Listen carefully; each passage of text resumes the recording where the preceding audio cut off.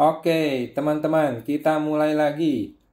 Halo semuanya, jumpa lagi dengan Awan di sini di Pajak Smart ya, di Pajak Smart Instagram. Luar biasa, kita live Instagram gratis di channel Pajak Smart setiap hari Senin jam 8 malam, teman-teman. Seperti biasa, kita akan terus ada setiap hari Senin jam 8 malam. Dan seperti biasa, teman-teman, gua perlu disclaimer dahulu ya, teman-teman, di awal bahwa semua yang saya sampaikan di video ini adalah pendapat pribadi gua 100% ya, teman-teman. Eh, ini bukanlah kajian akademis, ini tidak dapat juga dibuktikan kebenarannya, belum tentu juga sesuai dengan peraturan pajak yang berlaku ya. Jadi mohon koreksinya, apabila ada yang salah teman-teman. Langsung aja ada koreksi langsung di bagian komentar kalau ada yang salah ya dari yang saya sampaikan. Oke. Nah, walaupun gua seorang konsultan pajak yang resmi ya teman-teman, tetapi isi video ini dan isi video ini tuh bukanlah saran profesional konsultan pajak buat teman-teman semua ya. Jadi Anda semua teman-teman tidak bisa dan tidak boleh menjadikan video ini sebagai pedoman bagi Anda untuk melaksanakan kewajiban perpajakan Anda gitu. Karena kan masing-masing orang tuh punya kasus yang berbeda-beda ya teman-teman ya. Jadi mohon konsultasikan dengan konsultan pajak Anda masing-masing atau ke penyuluh di KPP kalau Anda mau tanya yang lebih spesifik lagi tentang perpajakan Anda gitu teman-teman. Oke. Nah, awalnya kita tersedia secara gratis seperti biasa teman-teman ya, secara langsung di live Instagram Pajak Smart. Nah, seperti biasa, setiap hari Senin jam 8 malam. Oke, kita mau promo nih teman-teman ya. Apakah teman-teman, apakah Anda seorang calon konsultan pajak ya? Kalau Anda seorang calon konsultan pajak, atau petugas pajak, atau mahasiswa, atau karyawan. Nah, mungkin Anda seorang konsultan pajak, atau mahasiswa, atau karyawan yang ingin sukses berbisnis perpajakan dan akuntansi ini ya. Nah, hingga mencapai omset minimal 1 miliar per tahun contohnya. Nah, kita akan launching teman-teman PKPP Batch 3 ya teman-teman. Kelas pelatihan PKPP bulan Juni bulan depan. Juni bulan depan di 2023 ini. Di pelatihan PKPP ini teman-teman akan belajar cara mengembangkan bisnis perpajakan ya teman-teman. Cara mengembangkan bisnis perpajakan dan akuntansi Anda hingga mencapai omset miliaran di era digital ini dalam waktu kurang dari 2 tahun. Nah, dalam pelatihan intensif ini ya, melalui pelatihan intensif yang step by step. Dan ada live coaching yang paling penting ya. Ada live coaching online selama 3 bulan penuh teman-teman. Juni, Juli, Agustus 3 bulan ya. Nah, teman-teman nanti akan bergabung dalam komunitas eksklusif PKPP kita. Nah, terdapat beberapa video pembelajaran, nanti ada langkah-langkahnya untuk sukses berbisnis dalam perpajakan dan akuntansi ini. Ya. Yang paling penting kita nanti akan berjumpa langsung via live coaching interaktif selama 3 bulan bertemu. 3 bulan penuh ya. Gitu guys. Oke. Manfaatkan promosi ini teman-teman, ada promosi 90% di bulan Mei ini. Silakan daftar di website www.programkpp.com ya untuk bergabung di sana guys. Oke. Ingat www.programkpp.com. Sampai jumpa nanti di kelas pertama Anda, teman-teman. Oke. Nah, kalau ada pertanyaan silakan disampaikan di kolom komentar teman-teman ya. Saya akan berusaha menjawab apabila saya sanggup menjawab. Oke. Kita langsung masuk ke Bapak Rahmat FZL. Halo Kak Awan, halo Pak Rahmat. Malam Pak Rahmat. Oke. Lanjut. Bapak Webare Mitchell. Malam kok. Malam Pak Webare Mitchell. Bapak Reza Sutrisno ID. Malam kok. Semoga Koko Awan sehat selalu. Sehat selalu Pak Reza Sutrisno dan teman-teman semuanya. Sehat selalu semuanya. Kemudian Bapak Andri Widianto, malam kok. Malam Pak Andri, malam Pak Andri, malam semuanya. Bapak Andri Widianto. Pertanyaan gini, kalau pasangan baru nikah sama-sama punya NPWP, statusnya akan otomatis kemana kok? Apakah pisah harta atau gabung? Dan sekarang masing-masing suami istri punya PT sendiri. Jadi status mereka gimana ya kok? Tanpa ada pengajuan apa-apa ke KPP. Oke. Jadi nggak ada masalah Pak. Jadi dia tidak perlu pisah harta, dia akan otomatis tergabung dalam rangka menghitung pajaknya, gitu Pak Andri. Jadi sebenarnya orang pisah harta ataupun tidak pisah harta, dalam rangka menghitung penghasilan tetap harus digabung dahulu, gitu Pak. Nah, berhubung dia punya NPWP masing-masing nih, maka dia akan laporkan masing-masing. Oke, nggak ada masalah. Dia tinggal laporkan masing-masing saja, sesuai dengan NPWP-nya masing-masing, masing-masing lapor harta, masing-masing lapor penghasilan gitu ya. Tetapi ketika menghitung pajak, kedua penghasilan ini digabung dahulu, kemudian dipecah sesuai dengan proporsional, gitu Pak. Namanya formulir PHMT. Oke, ada formulir namanya formulir PHMT, dia harus isi formulir itu untuk menghitung berapa pajak istri, berapa pajak si suami. Gitu Pak Andri. Nah, semoga teman tuh Pak Andri. Lanjut. Sorry. Lanjut tadi Pak Andri.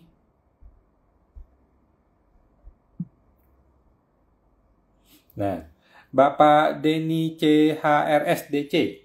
Malam kawan, malam Pak Denny. Tahun 2023 untuk UMKM 500 juta pertama masih free pajak ya? Jawabannya masih Pak, masih ya. Yang UMKM orang pribadi 500 juta tidak kena pajak masih berlaku dari 2022, 2023, 2024 dan seterusnya. Gitu Pak, masih berlaku Pak. Dan ini hanya berlaku untuk orang pribadi ya Pak, tidak berlaku untuk perusahaan, hanya untuk orang pribadi. Gitu Pak Denny. Saya mau bantu Pak Denny. Lanjut. Bapak Irawan Aldian. Izin tanya kok, bagaimana ya membuat faktur pajak yang merupakan cicilan ketiga? Cicilan ketiga. Selama dia belum pelunasan, Pak, setahu saya seperti ini ya, setahu saya, selama dia belum pelunasan, masih dibikin faktur pajak DP, faktur pajak uang muka. Gitu Pak. Selama dia belum pelunasan, tetap aja dibikin faktur pajak uang muka terus. Setahu saya seperti itu, Pak. Nah, saya mau bantu Pak Irawan. Nanti ketika terakhir closing, barulah dibikin faktur pajak yang terakhir, yang pelunasan. Yaitu Pak Irawan. Saya mau bantu Pak. Ibu Priscilia, mau tanya kok, kalau perpanjangan SPT ditolak bagaimana ya? Ya sudah Bu, sudah terlanjur, sudah lewat, nggak ada masalah. Ibu tinggal laporkan nanti ketika Ibu sudah ready lapor, akan kena denda 1 juta. Nggak ada masalah, biarin aja.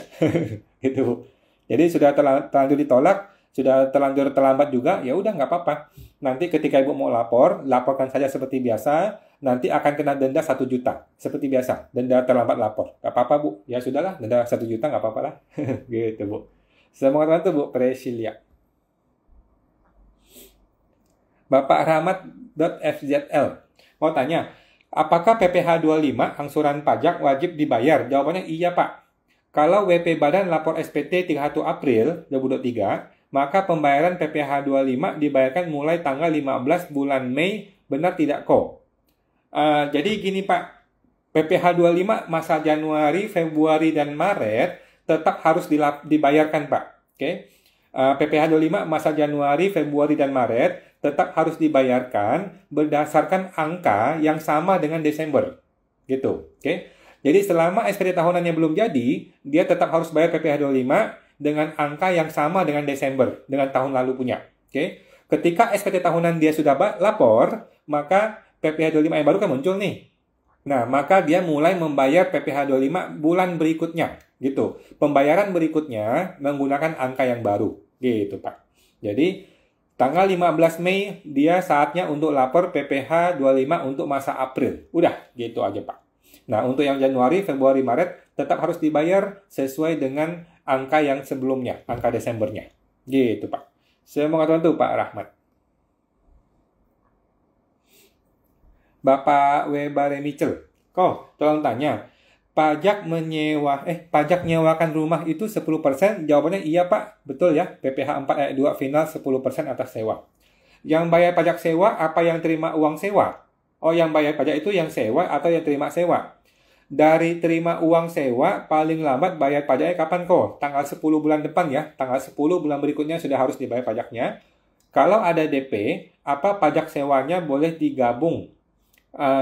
Digabung boleh Pak, tapi di depan ya, bukan di belakang. Jadi kalau dia bayar setengah dulu nih, ya udah Bapak bayar 10% atas yang setengah ini. Nanti ketika pelunasan dibayar lagi 10% atas yang pelunasan itu. Itu boleh Pak. Kalau Bapak mau gabungin di depan, jangan gabungin di belakang. Gitu Pak. Jadi pajak nggak pernah mau rugi ya. Pajak nggak mau dibayar di belakang, pajak mau bayar di depan. Oke. Sekarang siapa yang bayar? Si penyewa atau si pemilik rumah? Oke. Jawabannya adalah tergantung siapa penyewanya. Kalau penyewanya adalah perusahaan, CV, PT, PT perorangan, atau yayasan, atau apapun, maka si penyewa lah yang membayar pajaknya. Oke, istilahnya dia memotong ceritanya. Dia potong 10%, dia transfer 90% ke Bapak. Nah, dialah yang bayarkan kalau si penyewa adalah PT. Oke. Kalau penyewanya itu orang pribadi, maka yang bayar adalah kita selaku pemilik. Gitu Pak. Jadi tergantung penyewanya ya. Kalau penyewanya badan, maka penyewanya yang bayarin. Kalau penyewanya orang pribadi, maka kita sebagai pemilik yang bayarin sendiri 10%-nya. Oke, gitu Pak. Itu doang sih kalau untuk sewa ya. 10% iya betul. Yang bayarin siapa tergantung si penyewanya siapa. Kemudian paling lambat kapan bayarnya? Tanggal 10 bulan depan ya. PPh final 4 ayat 2 itu tanggal 10 bulan berikutnya. Oke. Kalau ada DP, maka bayarnya adalah setiap pembayaran bayar 10%. Setiap kali terima uang bayar 10%. Setiap kali terima uang bayar 10%. Gitu lebih tepat, Pak. Kalau mau digabung boleh, tetapi gabung di depan.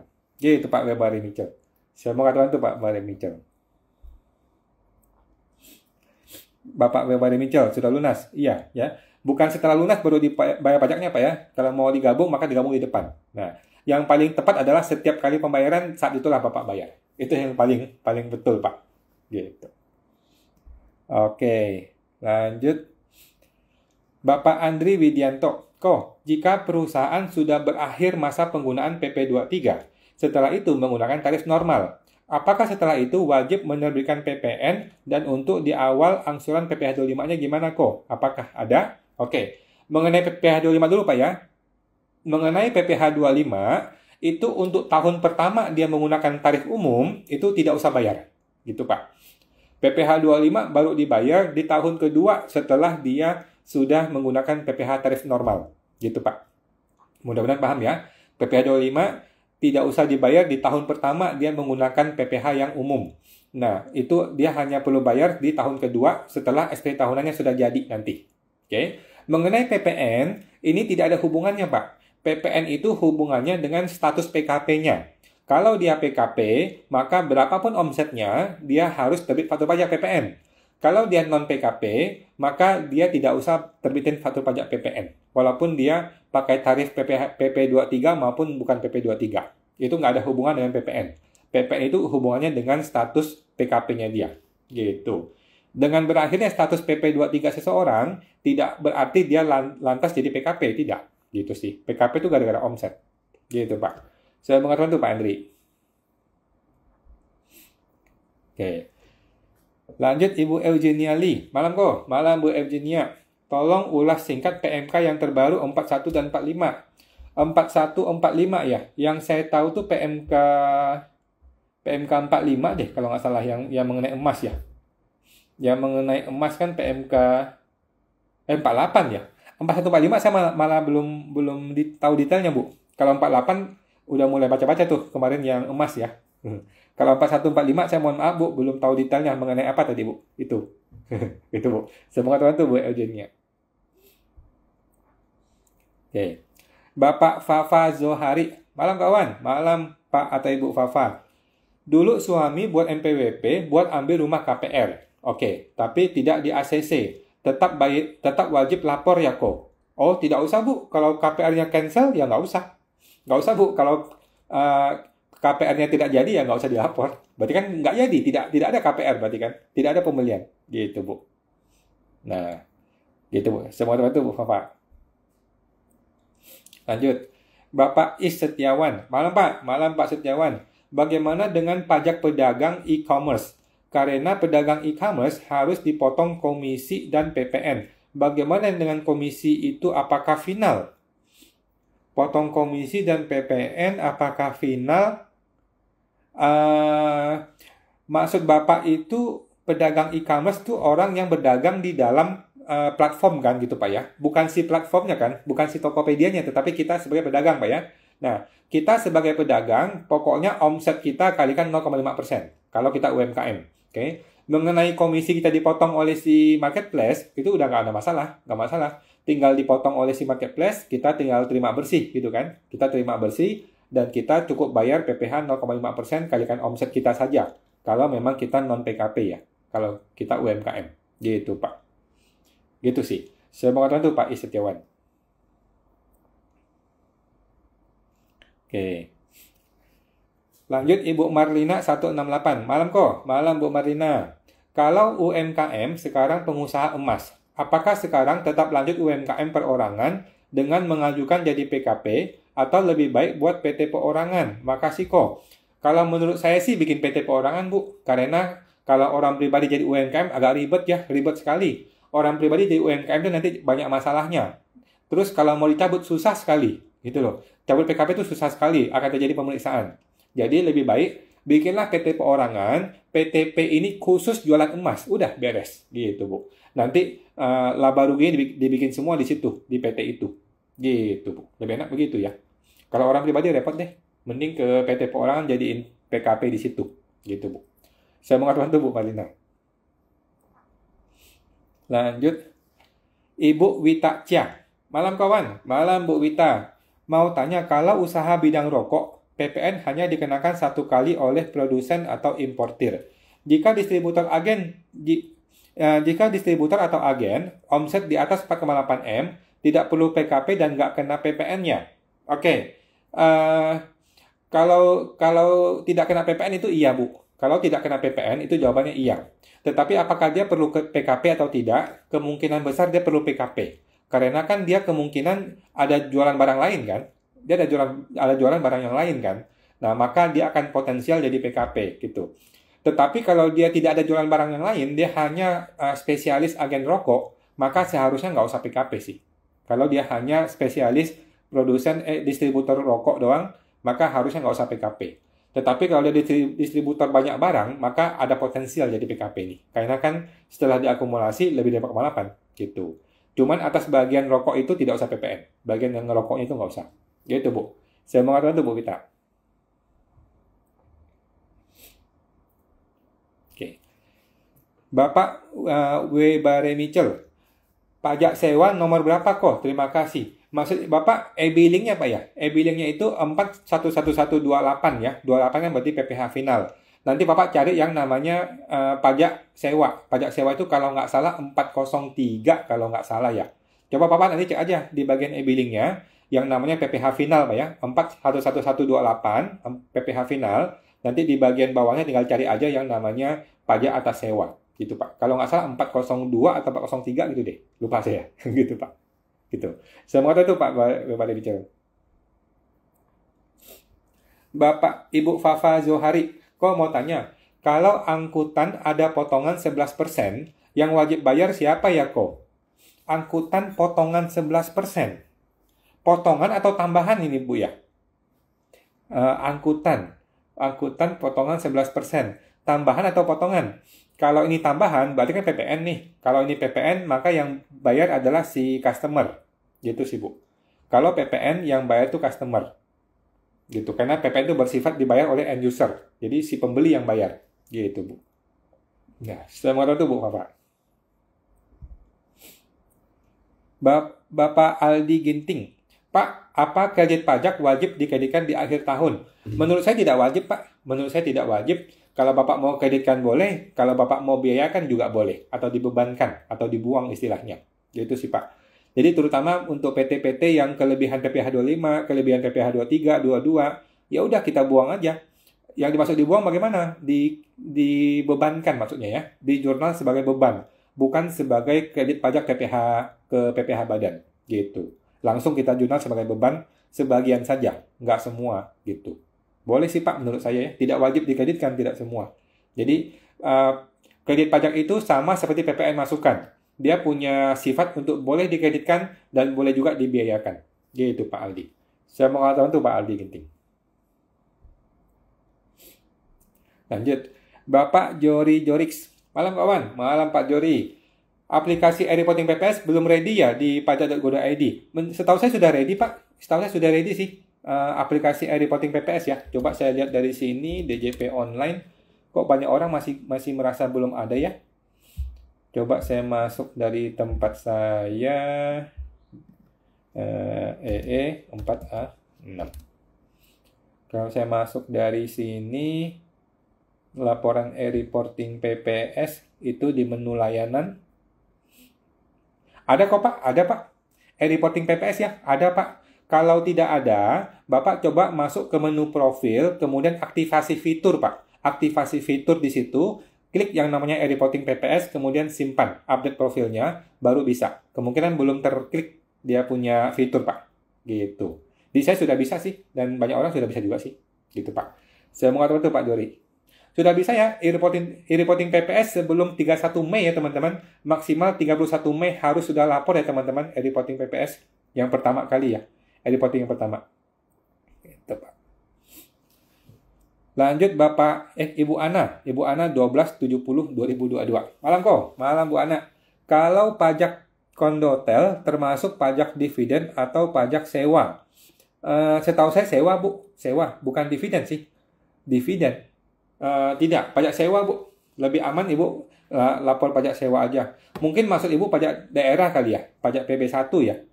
Nah, kondotel ya. Kondotel mungkin lebih tepatnya ke pajak sewa sih, pajak sewa atau pajak daerah. Pajak daerah itu adalah yang ini loh, yang PB1, yang PHR, pajak hotel dan restoran. Nah, mungkin lebih aman Ibu konsultasikan dengan KPP terkait deh Bu. Datang ke KPP-nya, ngomongin ke KPP, Pak, usaha saya ini termasuk ke objeknya PPh sewa 10% atau objeknya PHR. PHR itu pajak hotel restoran, Pak. Kalau dia bilang PHR, ya udah, berarti kan Ibu mesti bikin yang namanya NPWPD, NPWP daerah. Nah, nanti bayar pajaknya itu ke Dispenda, gitu Bu. Kalau sewa, bayarnya ke nasional, gitu Bu. Coba cek, setahu saya sih pajak sewa, tapi bisa juga ke PHR, gitu Bu. Coba cek lagi ke Dispendanya, supaya aman ya. Nah, saya mau ngatakan itu Bu anak. Bapak Randi TJ, malam kawan, malam Pak Randi, malam semuanya. Ibu Ana, yang benar apa kok? Pajak dividen atau sewa? Semestinya pajak kondotel ya. Semestinya pajak daerah deh harusnya. Pajak PB1 atau PHR. Setahu saya gitu sih Bu. Pajak PHR harusnya ya. Nah, tapi lebih amannya Ibu coba ngomong ke Dispenda atau ke KPP terkait. Tanyain, kondotel saya ini termasuknya adalah sewa yang 10% atau yang PHR yang 10%. Karena masa-masa 10% nih, tetapi ini dua jenis yang berbeda. Gitu Pak, Bu. Coba cek lagi ke KPP-nya Bu. Nah, saya mau tahu itu Bu Ana. Ibu Marlina 168. Kalau PPN masukan dan keluaran, pengusaha perhiasan bisa dikaitkan atau tidak? Tidak Bu, kalau dia pengusaha perhiasan, kalau dia sudah menggunakan PPh DPP nilai lain yang cuma 1, sekian persen itu, 1,1 atau 1,65% gitu, maka atas PPN masukannya tidak bisa digadekan lagi. Gitu. Nah, ini berlaku untuk pengusaha-pengusaha yang menggunakan DPP nilai lain. Salah satunya termasuk pengusaha emas dan perhiasan. Gitu, Bu. Ciri-cirinya adalah PPN-nya berapa persen. Kalau PPN-nya itu 11% normal, maka dia bisa kreditkan. Kalau PPN-nya itu 1, sekian persen, maka dia tidak bisa kreditkan PPN masukannya. Gitu, Bu. Saya mau ngatakan itu, Bu Malina. Oke. Ibu Eugenia, mengenai agunan kok. Oh, mengenai agunan kena PPN, Bu ya? Kalau nggak salah ya, tadi PMK itu ya. Jadi sekarang ini kalau agunan kita ditarik oleh si pihak yang memberikan pinjaman, si kreditor ya kalau nggak salah istilahnya ya, di bank itu. Jadi kalau kita gagal bayar, kan agunan kita ditarik oleh bank. Kemudian bank jualkan lagi kan, baik itu berupa lelang atau berupa penjualan kembali, maka itu harus terkena PPN. Setahu saya seperti itu ya konsepnya ya. Jadi barang yang ditarik melalui agunan, kemudian dijual kembali melalui lelang, maka itu kena PPN. Itu objek PPN. Setahu saya seperti itu, Bu. Nah, saya mau ngatakan itu, Bu Eugenia. Bapak Imung Go. Halo Pak Imung. Mau tanya, sudah ngajuin harus NPWP badan. Berkas sudah diterima di KPP. Malah dapat SP2DK, suratnya dikirim ke mantan direktur. Sudah ngajuin hapus NPWP badan, berkas sudah diterima, malah dapat SP2DK, suratnya dikirim ke mantan direktur. Bisa terjadi Pak, bisa terjadi ya. Jadi saya tidak sarankan untuk orang cabut NPWP badan kalau kita belum ready. Karena cabut NPWP akan terjadi pemeriksaan Pak. Itu betul ya, itu terjadi. Jadi yang namanya penghapusan NPWP itu pasti akan terjadi pemeriksaan. Oleh karena itu, kalau kita belum ready, belum siap, ya udah jangan deh kita lapor dulu nihil selama 5 tahun ke depan. Gitu Pak. Tapi kalau sudah terlanjur ya udah. Kalau sudah terlanjur seperti ini, Bapak hadapin aja. Dia SP2DK itu mau ngomongin apa? Apakah ada temuan kah? Atau ada masalah apakah? Nah, tinggal dibalas aja Pak. Tinggal dibalas masalahnya bagaimana, tinggal diselesaikan. Kalau emang ada pajak mesti bayar, ya udah kita bayar. Gitu sih Pak. Nah, semoga terbantu Pak Imung. Bapak Randi TJ, mau tanya tentang penjualan dropship di luar negeri dong kok. Kalau misal kita beli dari vendor di Korea, langsung kirim ke customer di Singapura. Tapi penjualannya kita declare di SPT PPN. Masalah nggak kok? Penjualannya di-declare di SPT PPN, Pak ya? Kalau Bapak mau bayar 10%-nya sih boleh. 11%-nya.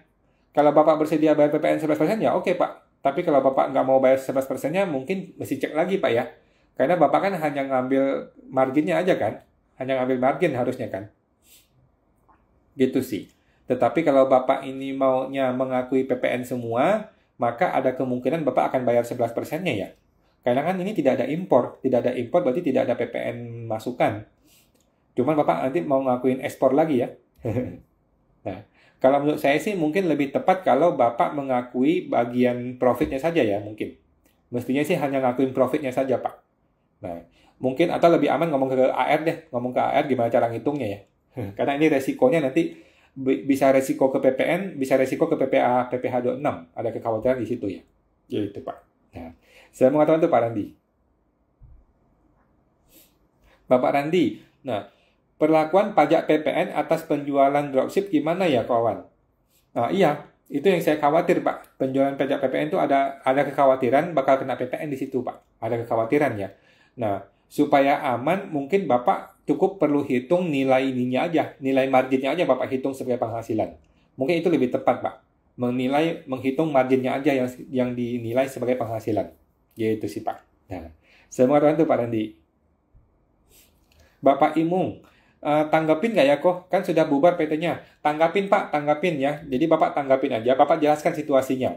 Bapak jelaskan bahwa PT ini sudah bubar pada tanggal sekian. Si direktur sudah dipecat atau sudah resign sejak kapan gitu. Jelaskan itu semua. Jelaskan bahwa kita sudah tidak beroperasi lagi sama sekali. Gitu aja sih Pak. Kirim suratnya ke KPP sudah. Gitu. Sambil kita tunggu nanti gimana hasil penghapusan PNBP-nya. Gitu Pak.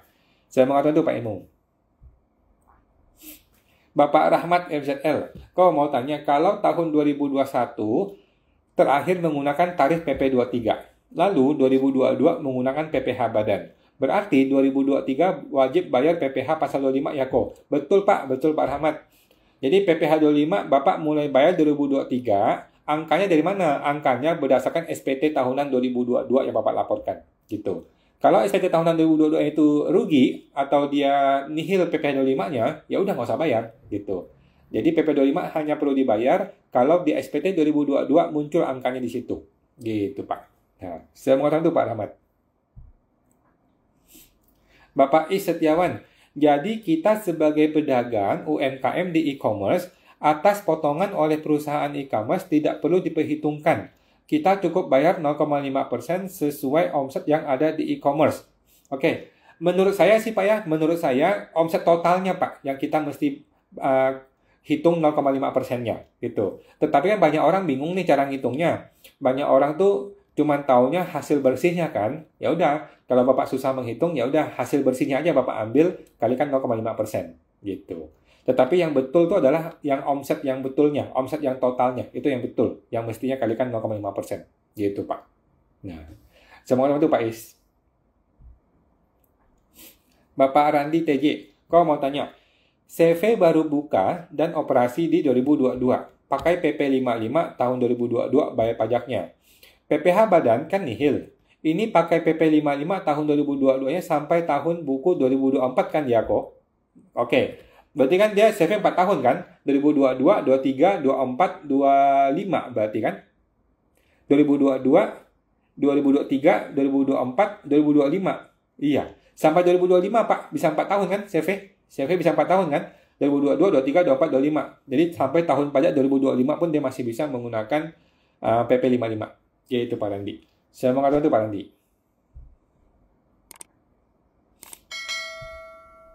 Oke, Pak Randi TJ. Kalau perusahaan kena rugi after perhitungan koreksi fiskal, tetapi kompensasi kerugian fiskalnya kita nggak tulis di SPT, atau kita nggak pakai kompensasi ruginya di SPT tahun depan, bakalan problem nggak kok? Saya rasa nggak sih Pak. Saya rasa nggak ada masalah. Kalau kita tidak mengkompensasikan rugi, saya rasa nggak ada masalah.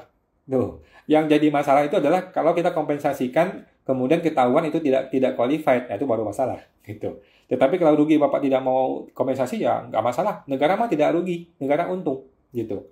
Pokoknya kalau negara untung kita tidak akan dapat masalah. Kalau negara rugi kita akan dapat masalah. Itu Pak. Nah, semoga terbantu Pak Randi.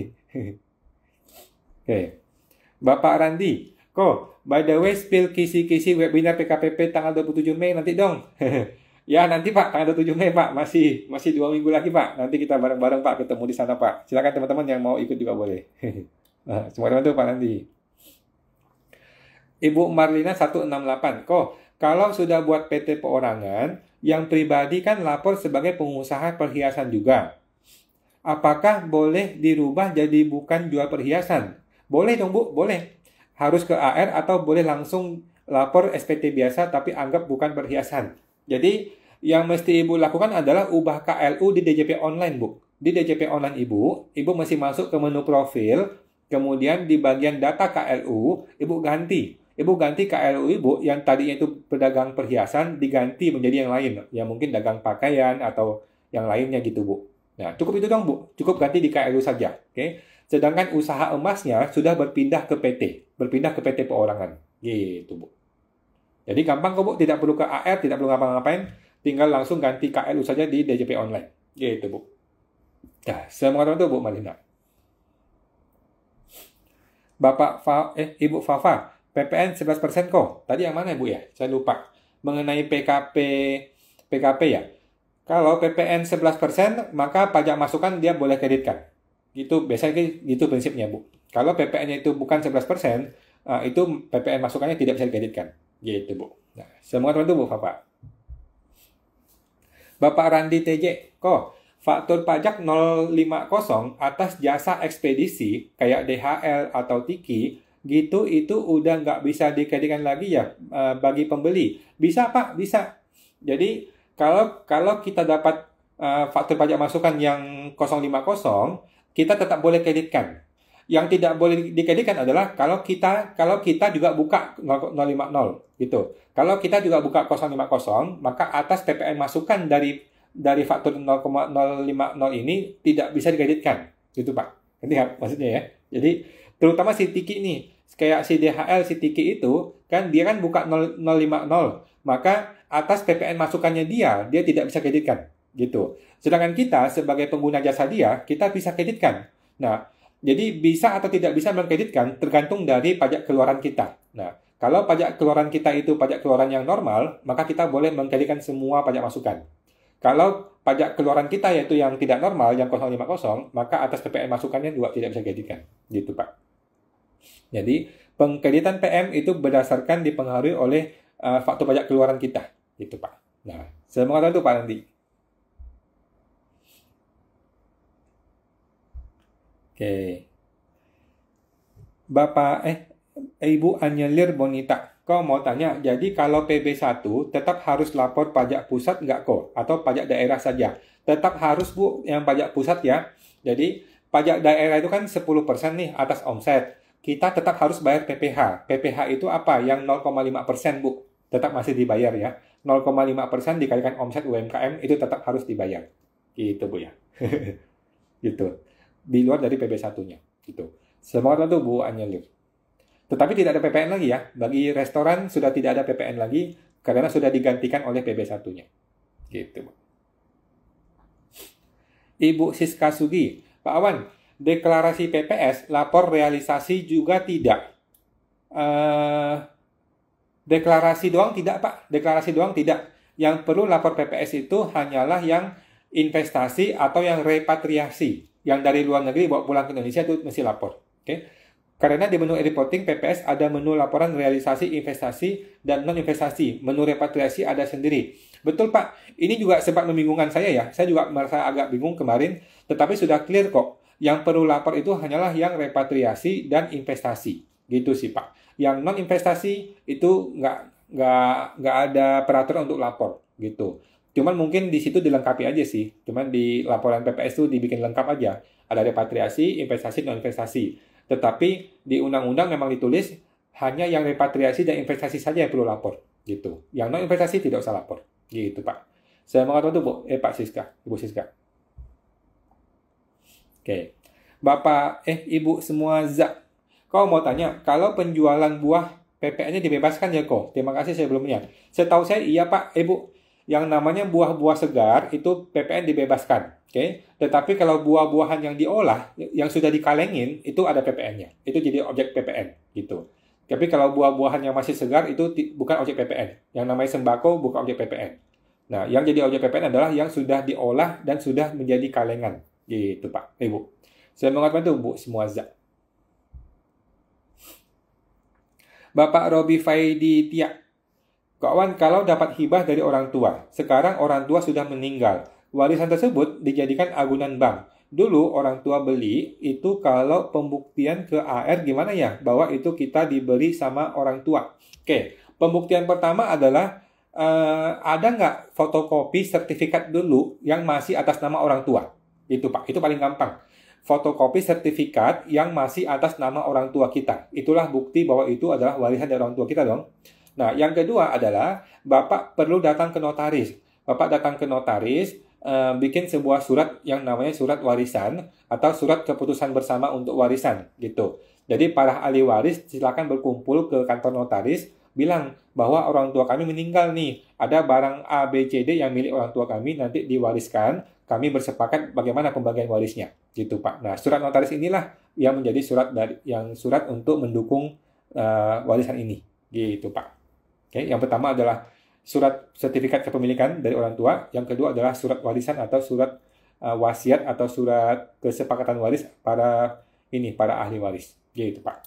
Saya mengatakan itu Pak Robi. Oke, lanjut. Bapak Mus Ika 626. Kok mau tanya, kalau WP badan menyewa mobil ke orang pribadi yang tidak punya MPWP, PPh yang harus dipotong oleh WP badan, apakah PPh 23 atau 21? Lebih aman Pak PPh 23. Lebih aman PPh 23 saja atas sewa mobil, potonglah 4% ya, karena kan dia tidak punya MPWP. Kalau PPh 23 itu tidak punya MPWP jadi 4%. Gitu Pak. PPh 23 yang kena 4% karena non-MPWP. Tapi mesti ada NIK ya, tetap minta nomor NIK-nya. Gitu Pak. Nah, saya mau itu Pak Mus. Ibu Marlina 168. Kok satu lagi. Kalau untuk e-reporting PPS, khusus yang investasi saja kan ya. Ada dua Bu ya, investasi dan repatriasi. Oke. Investasi itu adalah yang dulunya bayar 12% dan 8%. Ya, 6 dan 12% ya. Yang dulunya bayar 6 dan 12%, itu dia komitmen untuk investasi, dia taruh di SBN. Oke. Yang kedua adalah yang repatriasi. Artinya, barang itu ada di luar negeri, dia mau bawa pulang ke Indonesia. Itu adalah repatriasi, juga termasuk yang perlu dilaporkan di e-reporting repatriasi. Gitu, Bu Malina. Nah, semua dapat itu, Bu Malina. Bapak Randi TJ, kawan, kalau dropship, kita akui marginnya saja, nanti pas ekualisasi penjualan nggak akan sama dong. Terus kalau PPh 26, bukannya ini buat jasa luar negeri ya kok? Jasa luar negeri, betul Pak, betul ya. Jadi untuk ekualisasi penjualan nanti saya kurang jelas Bapak bagaimana cara metode dropshipnya ya. Apakah uang itu masuk ke kita dulu, baru kita bayar, atau langsung pihak ke sana bayar pihak pembeli bayar ke pihak penjual, kemudian kita terima margin. Kalau gitu kan tepat tuh pakai margin. Tetapi kalau kita betul-betul beli dari luar negeri, kemudian kita langsung jual, nah itu berarti Bapak yang betul tuh pakai metode penjualan begitu Pak. Cuman kalau metode penjualan begitu ada kekhawatiran PPN-nya, ada kekhawatiran PPN-nya tuh Pak, khawatir di situ. Oke. Mengenai PPh 26, ini jasa luar negeri betul. Karena kan kalau Bapak ambil komisi, maka berarti kan PPh 26 gitu. Jadi kalau Bapak mengaku ini sebagai penjualan, maka jadi objek PPN. Kalau Bapak mengaku ini sebagai jasa, maka ada PPh 26, ada kekhawatiran di situ. Kan ini kan luar negeri semua ini Pak. Ada khawatir di situ sih. Nah, saya mau tahu itu Pak Randi, cek lagi Pak. Nah. Ibu Titik Lucy, malam kawan, malam Bu Titik. Kalau perusahaan dari perhitungan PPh final, karena dulu masih berlaku PP 23 omset di bawah 4,8 M, dan tahun 2021-22 sudah berlaku tarif normal. Tapi rugi Pak. Jadi belum ada angsuran PPh 25. Masalah nggak? Oh, nggak ada masalah, Bu. Kalau memang dia sudah dihitung ternyata rugi dan fiskalnya memang rugi, berarti kan tidak ada PPh 25. Nggak ada masalah, Bu. Nggak masalah. Gitu. Cuman kalau rugi 3 tahun berturut-turut, nanti ada kekhawatiran. Nanti ditanya sama AR, kok bisa perusahaan rugi masih bisa survive, masih bisa hidup? Gitu sih, Bu. Nah, jadi kalau rugi setahun sih nggak apa-apa, 2 tahun nggak apa-apa. Tapi kalau 3 tahun berturut-turut, ada kemungkinan dikirim surat sama AR. Gitu, dipertanyakan kenapa bisa rugi. Gitu sih. Kalau memang dia betul-betul rugi, mungkin gara-gara ada investor yang bisa mempertahankan hidupnya, ya nggak masalah. Gitu sih, Bu. Ya. Semoga itu, Bu Titi.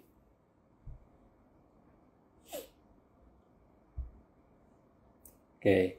Bapak Imungko. Imungko, terima kasih kok. Sama-sama Pak Imung, sama-sama. Lanjut. Ibu Marlin Damei. Kok, bagaimana syarat PT mengajukan SKB? Makasih. SKB itu kan surat keterangan bebas ya. SKB PPh 2223 ya. Ibu coba langsung ke KPP-nya, Bu. Karena masing-masing KPP kayaknya beda-beda di syaratnya. Coba langsung datang ke KPP, bilang saya mau ngajuin SKB. Biasanya sih diminta invoice-nya. Invoice mana yang mau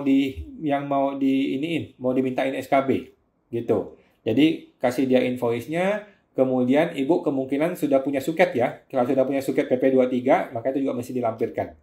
Gitu sih, Bu. Suket PP23 sama invoice-nya. Invoice yang mana yang mau dimintakan SKB. Gitu sih, Pak, Ibu. Nah, saya mau katakan itu Bu Marlina. Bu Marlin. Sorry. Oke. Bapak Mei 2107. Malam kok. Malam Pak Mei. Kalau PT tahun 2022 penghasilan lainnya di luar usaha lumayan besar. Jadi PPh 25 tahun 2023 ini naik lumayan besar dan rencana mengajukan permohonan turun PPh 25 karena khawatir PPh 23 penghasilan lainnya nggak sebanyak dulu. Apa nggak masalah? Tidak masalah, Pak. Tidak masalah. Silakan saja dibuat ya. Dibuat aja surat permohonan pengurangan PPh 25, diminta pengurangannya dari angka sekian menjadi sekian. Kemudian dia perlu bikin yang namanya laba rugi performa ya, Pak. Laba rugi performa tahun 2023 ini. Dia proyeksikan sampai Desember. Nah, dia hitung berapa nilai PPh 29 seharusnya. Nah, dari situ akan terlihat tuh berapa PPh 25 yang seharusnya. Gitu, Pak. Saya mau tuh Pak Mei. Bapak Randi TJ, kok misal ada bayar survei market buat anak perusahaan di luar negeri, misal Vietnam. Nah, itu dikoreksi fiskal nggak ya? Atau bayar PPh 26 dan PPN jalannya saja sudah bisa dibebankan secara komersil. Nah, apakah ini dikoreksi fiskal? Saya rasa tidak, Pak. Kalau dikoreksi fiskal sih mestinya enggak ya, karena kan ini memang biaya research kan. Biaya research harusnya boleh. Nah, apakah bayar PPh 26? Setahu saya iya. Karena kan kita bayar ke luar negeri itu mesti potong PPh 26 kecuali dimintakan ini SKD-nya. Dimintain SKD-nya jadi supaya dia tidak kena PPh 26 itu bisa ya. Coba cek lagi tax treaty dengan Vietnam. Nah, PPN JLN itu maksudnya PPN jualnya ya. PPN jual sudah bisa dibebankan secara komersil. Setahu saya bisa sih, Pak. Setahu saya bisa dibebankan secara komersil maupun secara fiskal. Karena kan ini betul-betul survei market ya, betul-betul dalam rangka usaha, dalam rangka 3M kan, gitu Pak. Nah, saya mau itu Pak Randy. Bapak Imunggo, tanya lagi kok. Istri selama ini ikut NPWP suami. Rencananya istri mau bikin NPWP sendiri buat usaha. Apa NPWP baru istri bisa pakai 0,5% selama 7 tahun ke depan jika omset di bawah 4,8 M setahun? Oke. Jadi gini Pak Imung, supaya tidak salah, si istri, tolonglah cetak suket PP23 di sistem DJP online-nya. Oke. Cetaklah surat suket PP23 itu, di dalam surat itu akan terlihat tanggal berapa expired-nya. Gitu Pak. Jadi takutnya saya salah jawab, langsung aja si istri ini mintakan suket PP23-nya di DJP online. Ya. Nah, di dalam suket itu akan terlihat, dia qualified PP 0,5% sampai tanggal 31 Desember tahun berapa. Kalau di situ bilangnya 7 tahun, maka boleh 7 tahun. Kalau di situ bilang 2024, artinya ikutin suami, maka berarti 2024. Gitu, Pak. Jadi paling aman, lihatlah suketnya. Gitu, Pak. Semua teman itu Pak Imung. Bapak Rahmat FZL. Kok, mau tanya lagi, kalau lapor SPT mengenai pembagian dividen, Tapi salah satu pengurus tidak diketahui keberadaannya, dihubungi tidak bisa. Lalu bagaimana nih solusinya? Nggak ada masalah Pak, langsung bagi aja. Langsung bagi saja uangnya, taruh di brankas dulu. Jadi uang taruh di brankas dulu, nanti ketika si pengurus itu datang, ya baru kasih dia duitnya. Gitu sih Pak. Nggak ada masalah sih. Yang lain kan masih ada orang kan, tinggal dibagi-bagi aja. Yang tidak terbagi ini, uangnya taruh dulu di brankas, nanti kalau orang datang, kasih orangnya. Gitu sih. Kalau mengenai pajak kan dibayar masing-masing pajaknya kan. Gitu Pak. Nah, semua itu Pak Rahmat. Bapak Rahmat, soalnya waktu pendirian PT itu hanya pinjam nama si orang itu, formalitas sebagai syarat pendirian PT. Mohon solusi Eko, apakah pajak dividen bisa dibebankan kepada pengurus yang aktif saja? Tidak bisa Pak. Jadi pajak dividen tetap harus dibebankan kepada si orang tersebut. Oke? Jadi setelah dibagi dividen, Bapak bikin ini aja, bikin rapat umum pemegang saham atau bikin perubahan akte untuk mengeluarkan orang tersebut. Jadi orang itu dicabut aja dari PT, nah masuknya orang baru atau memang aja ya udah sisa orang yang ada aja gitu. Intinya orang yang dipinjam nama ini harus dikeluarkan dari pengurus karena nanti ada masalah tuh nanti kalau orang nggak bisa dihubungin nanti nggak bisa tanda tangan dan sebagainya. Gitu sih Pak. Nah, semoga itu Pak Rahmat. Oke, Ibu Marlina, makasih banyak sangat sangat membantu, Tuhan berkati. Semoga terbantu Bu Marlina, sama-sama. Bapak Jerose 70. Malam malam Pak Jerose. Kalau saya bertransaksi dengan UMKM PP23 namun tidak mau dipotong. UMKM tersebut setor sendiri lalu bukti bayarnya dikasih ke saya. Apakah boleh? Nah, pertanyaannya, apakah Bapak adalah badan, PT atau CV? Kalau Bapak adalah badan atau CV, maka Bapak wajib memotong, Pak. Tidak bisa dia bayar sendiri. Nggak boleh. Jadi Bapak harus memotong dan kemudian Bapak bikin bukti potong. Kemudian Bapak kasih dia bukti potongnya. Itu yang betul, Pak. Nah, kalau dia bayar sendiri, nanti kita yang salah. Nanti Bapak yang disalahin sama pajak. Gitu sih. Walaupun dia bayar sendiri, tetap aja kita yang mesti motong. Kita yang akan salah. Kita yang akan dipaksa bayar oleh DJP nanti. Gitu, Pak. Jadi tergantung. Kalau Bapak ini orang pribadi, maka nggak masalah. Tetapi kalau Bapak ini badan, PT, CV, maka Bapak yang perlu potong dan perlu bayar dan perlu bikin bukti potongnya. Gitu, Pak. Semoga membantu, Pak Jaya. Ibu Titik Lucy, thank you kok. Sehat-sehat selalu ya GBU. Terima kasih Bu Titik. Sama-sama. Sehat-sehat selalu Bu Titik dan semua. Bapak Mei, thanks kok. Sama-sama Pak Mei, thanks. Ibu Anyelir Bonita, thank you kok GBU. Terima kasih Pak Ibu Anyelir, sama-sama. Bapak Imunggo, terima kasih kok. Sama-sama Pak Imung. Lanjut Ibu Sally Chan. Kok, apakah pedagang emas perhiasan masih bisa pakai PP55 jika omset masih di bawah 4,8 M per tahun? Jawabannya bisa, Bu. Bisa. Jadi pedagang emas itu, dia tetap boleh menggunakan UMKM 0,5% ya, tetapi dia wajib PKP. Oke? Sehingga akan tetap harus bayar PPN. Oke? Jadi yang pertama adalah dia tetap boleh pakai 0,5%. Yang kedua, dia wajib PKP. Yang ketiga, dia harus bayar PPN ya. PPN 1, berapa persen. Gitu, Bu. Agak ribet sih. Lebih baik sih bikin PT aja lah. Bikin PT perorangan yang memang khusus untuk jualan emas. Gitu, Bu. Semangat itu, Bu Sally. Ibu Mina Suryanto. Malam, Pak. Malam, Bu Mina. Pekerja bebas seperti tenaga dokter atau pribadi, peredaran bruto setahun di atas 4,8 M. Masih boleh norma atau tidak? Setahu saya tidak bisa sih Pak. Setahu saya sudah harus pembukuan ya. Kalau sudah lebih dari 4,8 M. Sudah agak ribet ini. Sudah mesti pembukuan dia. Gitu. Sudah mesti pembukuan dan sudah mesti hitung berapa PPh yang sebenarnya. Gitu sih. Norma 50% sih mungkin masih bisa pakai ya. Norma 50% tenaga dokter ya. Tenaga dokter kayaknya sih masih pembukuan deh, Bu. Nah, lebih aman kalau dia sudah lebih dari 4,8 M, dia pecah aja bikin PT gitu. Jadi dia bikin PTP aja, anggaplah dia punya omset 6 M gitu kan, pecah sebagian pakai PTP, PT pribadi, sebagian pakai nama pribadi. Jadi kan dia masih bisa jaga, masih di bawah 4,8 M, di bawah 4,8 M masing-masing. Gitu sih, Bu. Lebih aman gitu ya. Karena kalau nanti sudah lebih dari 4,8, potensi PPN, potensi PKP, repot. Gitu sih, Bu. Saya mau tahu itu Bu Mina. Oke. Lanjut. Bapak Jerose 70. Kalau sudah terlanjur tidak potong, sanksinya apa ya kok? Udah, nggak apa-apa Pak. Kalau sudah terlanjur tidak potong, nggak usah pusing. Biarkan saja sudah berlalu, biarkan saja sudah berlalu. Belum tentu kena periksa kok. Nah, kalau nanti kena periksa, Bapak akan disuruh bayar PPh 23 atau 21, PPh 0,5%-nya ditambah sanksi. Itu nanti kalau diperiksa Pak. Nah, kemungkinan kecil kan diperiksa, jadi nggak usah pusing. Yang sudah berlalu biarkan saja, untuk kedepannya saja. Untuk kedepannya, kalau bisa ditertibkan gitu Pak. Yang kita mesti potong, kita potong gitu aja sih. Gitu. Semoga terbantu Pak Jos, Pak Jerose.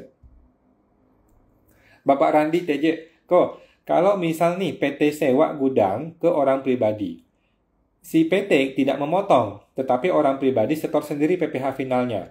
Terus bikin mutual agreement gitu, kalau si orang pribadi bakal setor pajaknya. Masalah nggak? Nggak bisa Pak, si PT ini kalau diperiksa, pasti dia yang disuruh bayar. Walaupun si orang pribadi sudah bayar loh. Si PT ini punya kewajiban memotong, dan dia tidak lakukan kewajiban itu. Maka kemungkinan besar si PT ini akan dipermasalahkan sama si pajak. Gitu Pak. Tetap nggak bisa. Harus si PT yang memotong. Karena dia badan, dia wajib potong. Gitu sih Pak. Mutual agreement nggak bisa dipakai. Gitu. Kemungkinan yang bisa dilakukan adalah bukti bayar dari orang pribadi nanti di PBK. Itu kemungkinannya. Tetapi daripada gitu kan, mending repot. Mending dari sekarang aja dipotong. Langsung dipotong, langsung kita bayarkan. Gitu sih Pak. Semoga teman-teman Pak Randy. Bapak I Setiawan, jika WP orang pribadi punya reksadana di Singapura, dijual, apakah kena pajak atas penjualan reksadana tersebut? Nah, kalau ada keuntungan, maka itu keuntungan kena pajak biasa, Pak. Kalau ada keuntungan, maka keuntungannya kena pajak seperti biasa menggunakan tarif di Indonesia. Gitu sih, Pak. Nah, itu reksadana di Singapura ya. Kalau reksadana di Indonesia sih enggak. Gitu, Pak. Saya mengatakan itu Pak I Setiawan. Ibu Mina Suryanto, PT pribadi maksudnya apa? Oh, maksud saya PT perorangan, Bu. Mohon maaf. Maksud saya PTP ya, PT perorangan, yaitu PT yang didirikan oleh satu orang saja. Nah, supaya Ibu nggak, kalau belum pernah dengar, Ibu tinggal cek ke Google aja. PT perorangan ada banyak informasi-informasi itu, Bu. Nah, saya mengatakan itu, Bu Mina. Bapak Iktam Wira. Malam Pak Wan, malam Pak Iktam. Untuk WPOP UMKM yang kena tarif 0,5% harus memiliki NIB. Tidak wajib Pak, tidak wajib NIB. NIB itu kalau punya boleh, kalau tidak punya ya nggak apa-apa juga. Kan namanya UMKM orang pribadi, tidak harus punya NIB sih menurut saya. Nggak ada masalah juga sih. Nah, saya mengatakan itu Pak Iktam. Lanjut Ibu Sally Chan. Kok kalau perseorangan PTP, perseroan perorangan, sistemnya gaji, dividen, atau prefer kalau pemiliknya ambil uang untuk pribadi. Nah, ini di kalangan konsultan juga masih bingung nih Bu. Di para konsultan juga masih ada terpecah dua pendapat. Yang pertama adalah konsultan yang mengatakan bahwa ini dividen dan gaji toh. Kenapa ini dividen dan gaji? Karena mengikuti undang-undang PT. Kan undang-undang PT namanya PT kan, maka itu undang-undang PT. Sehingga dia menggunakan metode gaji, PPh 21 dan dividen. Oke. Ada lagi tim konsultan yang bilang bahwa ini prefer. Kenapa prefer? Karena modalnya tidak terbagi atas saham. Gitu. Modalnya tidak terbagi atas saham, maka dia disebut prefer. Dia menggunakan metode prefer. Nah, kalau saya lebih cenderung bilang ini prefer. Karena saya lebih berpendapat bahwa modal tidak terbagi atas saham. Jadi ini mirip-mirip seperti CV. Gitu sih, Bu. Nah, tergantung Ibu Sally nih. Ibu lebih confident yang mana? Ibu lebih enak pakai gaji dividen atau pakai prefer? Silakan dipilih. Gitu sih, Bu. Nah, kalau saya masih pakai prefer sih. Dan sejauh ini masih oke sih. Itu, Bu. Saya mau katakan Bu Sally. Oke. Bapak Ediafro 308. Malam kawan. Malam Pak Edi. Mau tanya, istri NPWP-nya non-efektif. Sedangkan saya mau jual tanah atas nama istri. Bagaimana cara melaporkannya di SPT saya? Oke. Lapornya mah gampang, Pak. Lapornya sih gampang. Bapak tinggal lapor aja ada penjualan properti kan, nggak ada masalah. Yang dikhawatirkan adalah tidak bisa bayar pajak. Yang kita khawatirkan nggak bisa bayar pajak gara-gara non-efektif. Nah, coba Bapak ngomong ke notaris, minta notaris bantuin, Pak. Notaris sudah tahu cara-caranya, gitu. Jadi kalau notaris itu bilang, oh bisa nih, dia langsung bayar pajaknya, maka nggak ada masalah. Tetapi kalau notaris bilang nggak bisa, harus diaktifkan dahulu, ya udah, tinggal diaktifkan dahulu, bayar pajaknya, kemudian dinonefektifkan lagi. Gitu, Pak. Nggak ada masalah sih. Coba cek ke notaris, Pak. Notaris yang lebih paham mengenai ini. Gitu, Pak. Semua itu, Pak Edi. Ibu Licing 25. Malam Pak Wan. Malam Bu Licing. Kalau ada lebih bayar PPh 4 ayat 2 atas PP 55, lebih baik di PBK atau dijadikan biaya Pak? Terima kasih. Lebih baik PPh final atas PP 55. Lebih baik di PBK atau dijadikan biaya pajak. Bebas Bu, mau dua-duanya boleh sih. Kalau saya mending di PBK ya. Mending di PBK aja sih Bu. Kalau mau dijadikan biaya, boleh-boleh juga, nggak ada masalah. Nah, lebih enak sih di PBK ya, supaya betul ya.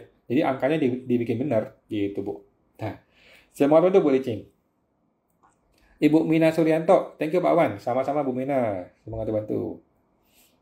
Bapak Is Setiawan, Pak, jika WPOP mau ajukan non-efektif, sebaiknya tunggu berapa tahun sejak tidak ada income baru diajukan? 5 tahun Pak, 5 tahun lebih tepat ya. 5 tahun lebih tepat selama dia tidak ada income. Jadi, kalaupun dia nanti diperiksa, ya sudah aman 5 tahun. Gitu, nggak ada masalah. Gitu. Tetapi kalau dia punya harta banyak, tidak bisa NA ya. Kalau dia punya harta banyak, nggak bisa NA. NA itu hanya bisa untuk orang-orang nggak punya harta. Gitu. Nggak punya harta, nggak punya penghasilan, dia bolehlah NA. Tetapi kalau masih ada harta, nggak bisa NA. Agak susah. Mending lapor aja terus setiap tahun. Gitu, Pak. Saya mengatakan itu Pak Is Setiawan. Lanjut, Bapak Randi. Bapak Randi TJ, kok dropshipnya kalau dilapor ke penjualan yang PPN-nya tidak dipungut boleh nggak kok? PPN tidak dipungut, oke? Karena ini jualannya barangnya nggak masuk Indonesia. Dari vendor beli barang 100, vendor kirim ke customer kita akui jual 150, jual 50. Oke, mesti cek lagi sih Pak, saya sih ragu-ragu loh ini. Jadi kan Bapak tidak mau kenain PPN dengan alasan dia kan dijual di luar wilayah pabean, kan gitu kan. Nah, bisa sih, bisa diperjuangkan. Tetapi kalau seperti itu tetap mesti buka faktur. Ya. Yang namanya penjualan di luar pabean tetap mesti buka faktur. Walaupun dia tidak kena PPN ya, tetap mesti buka faktur. Gitu sih. Nah, tetapi ada kemungkinan bisa. Ada kemungkinan bisa nih Pak, pakai metode ini, bahwa dia dijual di luar wilayah pabean. Coba cek ke AR Pak, takutnya nanti malah bermasalah ya. Gitu Pak. Semoga teman-teman Pak Randi. Oke, sudah habis semuanya? Oke, sudah habis semua. Kebetulan sudah mau jam 9 nih. Oke teman-teman, saya rasa cukup untuk hari ini ya. Sudah hampir jam 9. Seperti biasa saya mau promosi lagi teman-teman ya, untuk yang teman-teman yang belum tahu, kita masih ada program PKPP ya, program KPP atau konsultan pajak pintar. Ini kita akan mulai di bulan Juli nanti. Di bulan Juli ada 3 bulan betul-betul ya teman-teman, batch 3. Oke, Pak Randi. Kemarin ini ada saudara udah tanggal 15 tahun, sudah tinggal 15 tahun di Australia. Tapi tiba-tiba dikirim surat sama KPP karena masih ada rumah di Indo yang atas nama dia yang belum dilapor. Masalah nggak ya? Dia sudah punya MPWP nggak Pak? Dia punya MPWP nggak di Indo ya? Kalau dia punya MPWP di Indo, maka dia perlu tuh lapor MPWP di Indo, laporkan rumah tersebut. Kalau dia tidak punya MPWP di Indo, ya udah cuekin aja. Cuekin aja kan dia tidak punya MPWP di Indonesia, ya toh? Nah, terus dia perlu segera mengajukan NPPN Pak. Bukan SPLN ya, surat SPLN. Jadi orang yang sudah lama di luar negeri harus mengajukan SPLN, surat SPLN ya, surat bahwa dia adalah subjek pajak luar negeri. Dengan ada surat SPLN ini, maka dia sudah tidak usah lagi lapor dan bayar pajak di Indonesia, gitu. Tetapi selama dia belum punya SPLN, maka ada kemungkinan dia nanti akan disuruh bayar pajak di Indonesia, gitu loh. Agak repot. Jadi lebih baik segera dia bikin SPLN, surat yang menerangkan bahwa dia adalah subjek pajak luar negeri. Gitu Pak Randi. Semua itu Pak Randi. Lanjut, Pak Randi. Sebaiknya gimana ya kok buat saudara saya ini? Padahal rumahnya ini sebenarnya duitnya dari oma saya. MPP ada. MPP-nya ada ya? MPP-nya ada. Dari oma. Dari oma itu maksudnya dari orang tua kandung bukannya? Kalau dari orang tua kandung, dia boleh akui sebagai hibah. Oke? Atau warisan. Tetapi kalau bukan dari orang tua kandung, nggak bisa. Kalau bukan orang tua kandung, agak susah sih. Lebih baik dia nanti mengakuinya sebagai penghasilan dari luar negeri ya. Penghasilan dari luar negeri untuk beli rumah ini. Itu mungkin itu lebih cocok ya. Kalau dia memang cocok ya penghasilannya Pak. Tapi kalau penghasilan dari luar negerinya itu tidak cukup untuk beli itu ya nggak bisa. Gitu sih. Kalau itu dari orang tua lebih aman. Kalau dia orang tua berarti hibah beres deh. Tinggal bikin surat hibah. Gitu Pak. Nah, semua teman itu Pak Randi. Lanjut Ibu Licing 25. Kawan, mengenai pertanyaan lebih bayar PPh 4 ayat 2 atas PP 55 di tahun 2022, di PBK di tahun 2023, bisa ya kawan? Bisa Bu, bisa. Silakan di PBK, sebagian tetap masih di bulan tersebut, sebagian dibuang ke tahun 2023. Boleh Bu, nggak ada masalah. Silakan dilakukan. Semua teman itu Bu Licing. Bapak I Setiawan, SPLN dibuat jika sudah berapa lama bekerja di luar negeri Pak? Jika sudah lebih dari 183 hari, Pak. Kalau sudah lebih dari 183 hari di luar negeri, maka dia bisa mengajukan SPLN. Nah, cuma pengalaman saya, SPLN itu nggak gampang ya. SPLN itu nanti dia akan diminta yang namanya surat bahwa dia itu betul-betul tinggal di sana. Surat kepemilikan properti malah dimintain. Ini agak repot sih, tapi ya terpaksa. Bapak coba ajuin aja sih. Kalau memang dia sudah lebih dari 183 hari di luar negeri, maka dia bisa mengajukan SPLN. Gitu Pak Is. Semua tentu Pak Is. Bapak Randi, SPLN formatnya baku atau nggak baku ya kok? Baku kok. Di Google ada nggak ya? Ada Pak. Ada di PMK 18 ya. Coba minta ke PMK 18 tahun 2021 yang Undang-Undang Cipta Kerja itu. Nah, di situ ada format SPLN-nya Pak. Gitu. Agak ribet sih, tapi mesti dicoba kalau untuk SPLN. Semua teman-teman Pak Randi. Bapak I Setiawan, cara buat SPLN bagaimana? Nah, Bapak coba cek ke PMK 18 Kak, Pak. PMK 18 tahun 2021. Nah, di situ ada bagian mengenai SPLN. Atau ke Google juga udah banyak, Pak. Atau ke AR juga bisa ke AR. Gitu, Pak. Nanti dia mesti mengajukan di luar negeri. Jadi di luar negeri dia mesti ngajuin ke KBRI-nya lah, mesti bikin surat domisili lah, mesti bikin surat-surat ini. Nanti dia ajukan ke sana, kemudian dokumen-dokumen itu dia ajukan di KPP sini. Nah, baru udah terbit SPLN. Gitu, Pak. Bapak Randi, sampai ketemu tanggal 27 ya kok. Ditunggu kok aman. Iya Pak Randi, sampai ketemu tanggal 27 kok. Mari. Oke teman-teman, saya rasa sudah cukup ya jam 9 karena saya ada meeting lagi bentar lagi nih. Oke teman-teman, sampai ini aja. Terima kasih semua. Kalau mau bergabung silakan bisa masuk ke www.programkpp.com untuk bergabung di konsultan pajak pinter ya. Untuk bisnisnya. Oke. Bapak I Setiawan, jika pajak di luar negeri lebih kecil dari di Indo, harus bayar pajak lagi. Betul, Pak. Berapa persen rate-nya? Yaitu selisihnya, Pak. Selisihnya aja. Nanti tinggal dihitung berapa selisihnya, Pak. Betul, Pak Is. Bapak Seri Kusnadi. Malam, Pak Wawan. Ya, malam, Pak Seri. Jika saya seorang karyawan yang lapor SPT tahunan penghasilan dari gaji, terus punya penghasilan dari kos, itu dilaporkan di mana ya, Pak? Oke. Kos-kosan itu, Bapak laporkan aja paling gampang ya Pak, sebagai penghasilan lain-lain saja. Penghasilan lain-lain, lapor di situ. Oh, enggak deh. Kalau kos, Bapak bisa menggunakan 0,5%. Daripada lain-lain, nanti malah kena pajak penghasilan progresif. Mending Bapak laporkan sebagai UMKM. Bapak lapor sebagai UMKM, Bapak tinggal bayar 0,5%. Di lampiran 3, Pak. Di lampiran 3, Bapak pakai formulir yang 1770 polos ya. Yang 1770 yang polos, di lampiran 3, di bagian PPh final. Masukkan sebagai UMKM, Pak, yang kos-kosannya itu. Oke, itu, Pak. Bapak Rosli Lois, kawan is the best. Terima kasih, Kak. Sama-sama. Bapak Bare Mitchell, terima kasih, kawan. Sama-sama, Pak. Oke, teman-teman, itu ya. Sampai jumpa lagi minggu depan seperti biasa, jam 8 malam setiap hari Senin. Sampai jumpa, teman-teman. Mari semua.